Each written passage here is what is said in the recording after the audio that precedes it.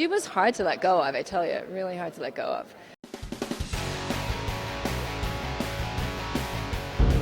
There she is.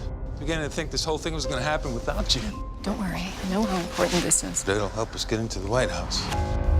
Come on. I want this to be your moment. You're going to make a great first lady. 6 months ago, Former director of CTU Rebecca Ingram launched an assault on the compound of Ibrahim Ben Khalid. I'd like to acknowledge the many dedicated people at CTU and the 6 Army Rangers who risked their lives to stop bin Khalid from carrying out his threat to attack this country. Okay, well, you're on 24 Legacy. I'm assuming you're playing an agent?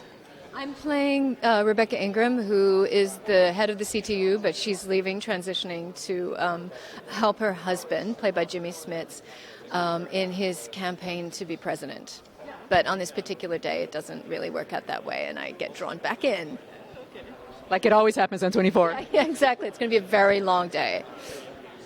And we last saw you on Homeland, playing in an agency, working in an agency. Is it easy to transition? I mean, yeah, how do you approach a different character in a different show in the same capacity? There's going to be more warmth to this character than there was to Allison in Homeland. You know, Allison was a very,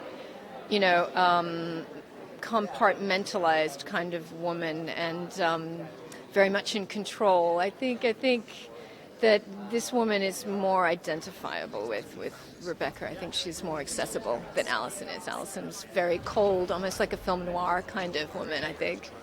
She was a great character. We loved her. Great character, are you kidding? I love playing her. We need more of those. She was hard to let go of, I tell you, really hard to let go of. Yeah, I think that was a part of the reason of being involved in this was like I loved that world so much. I found it so fascinating, the way these people work behind the scenes to try to stop things from happening. That when this came up and the script was so great, I was like, absolutely, yeah. Yeah, the fans on Homeland were almost sad to see you go, even though you're like, she's so bad. People really wanted to see me die. But she's such a good character, and Great character. These days you rarely see women, and that's kind of a role. I know, it's usually the man who gets to be the kind of, as cool as she was. That's what I really enjoyed about her, was that she played an attacking game. She never played a defensive game. Whenever she was cornered, she came out fighting, and that was fun to play. Instead of like trying to get people to, be a victim of the situation or something, she was always on the attack. And what could fans expect from the 24 Legacy?